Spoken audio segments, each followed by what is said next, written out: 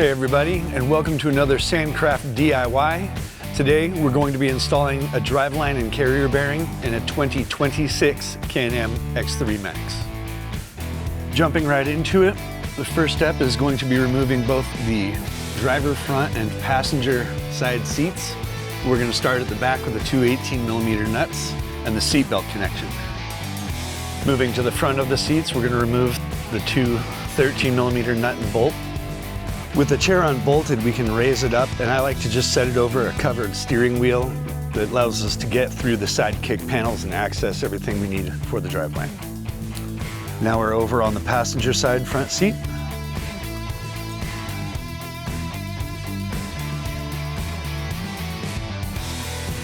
So while we're over here on the passenger side, we're going to roll back the inbound kick panels and expose the factory carrier bearing.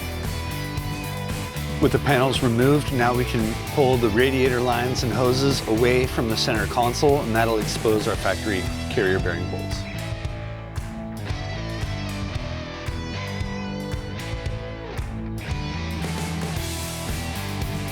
Back over on the driver's side, we're going to remove the inner kick panels, starting with the front, working our way back. Now we have access to the driver's side of the factory carrier bearing mounting hardware. Now we're going to move to the front of the vehicle to disconnect the drive shaft from the front differential with one pinch bolt, two 13mm. With the pinch bolt removed, we can now disconnect the drive shaft coupler from the differential and set it down beside on the passenger side. Moving back to the carrier bearing, we're going to remove the intermediate pinch bolt, and that will release the drive shaft from the rear half.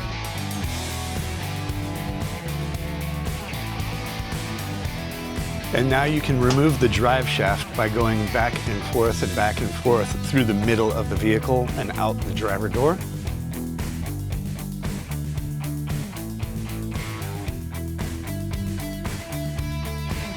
Now we have the front shaft out of the way.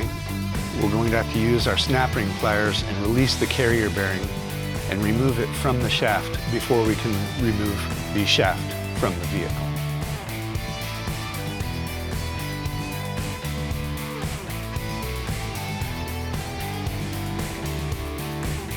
Now, to accommodate room for the SANDCRAFT cushion bushings, we're going to have to open up the plastics just a little bit to allow some space and non-interference. You can use anything from a barrel sander to a burr on a DA grinder, anything that'll cut and clear the plastic.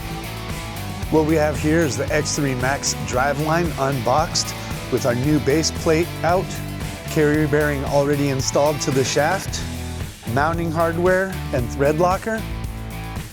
Now we're ready for an install. First step to the install is we will put the carrier bearing mounting bracket in position, and we'll apply a little bit of the provided thread locker onto the mounting bolts, and now we can tighten them down.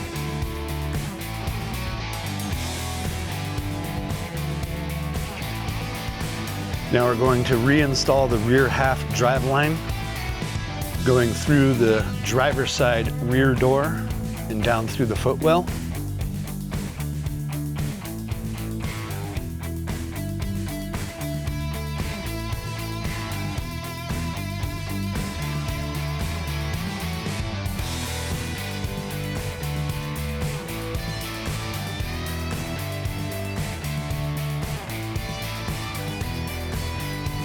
Lucky on the 26 model, they made a serviceable rear belly pan. So we're going to go ahead and unbolt it from the 10mm to gain some real easy access to the slip yoke at the rear of the vehicle on the transmission. Now we're going at the back of the car. We're going to slide the drive shaft slip yoke onto the transmission intermediate shaft. Now with the rear half of the drive shaft pushed all the way back, we're going to go and install the front half by sliding it back in through the footwell. Now that the shaft is in the vehicle, we can align the master spline between the slip yokes. Now we're going to pull the front half of the drive shaft to the differential and start anchoring down the pinch bolts with adding thread locker. With the vehicle in neutral, we're going to go and roll the vehicle backward just enough to where we can access all 4 of the pinch bolts.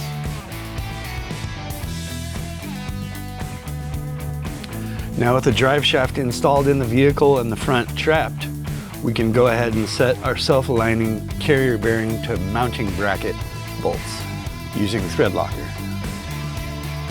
To make this step a little bit easier, you can go ahead and use your burr or barrel sander or plastic trimming device and actually open up 2 holes on the skid plate, the belly pan underneath, and that'll give you direct access to the bolts for future service. All right, so once you have the carrier bearing torqued down, that completes the actual installation of the components.